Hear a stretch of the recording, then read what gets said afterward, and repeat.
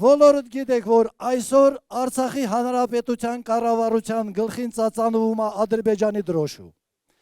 որպեսզի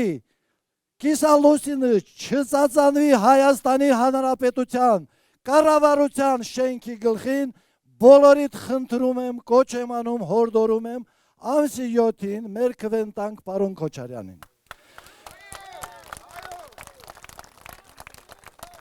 Պարոն Քոչարյանը ունի կազմակերպված խելացի ընտանիք, 50 եւ ավելի տարիներ աշխատել է պատասխանատու գործի։ Ղարաբաղում 92 թվականին եղել է շատ քրիտիկական վիճակ։ Կեսը ուղղակի Ադրբեջանի վերահսկողության տակ էր։ Եվ այն ժամանակ ստեղծվեց պետական պաշտպանության կոմիտե, նախաձեռնությունը իմն էր,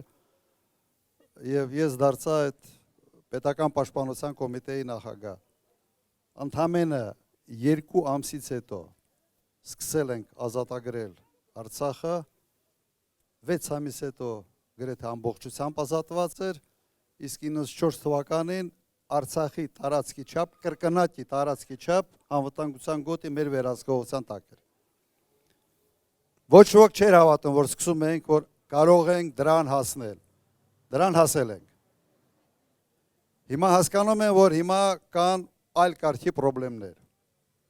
Վստահ եղեք, որ չլուծվող խնդիր չկա։ Կա կամքի բացակայություն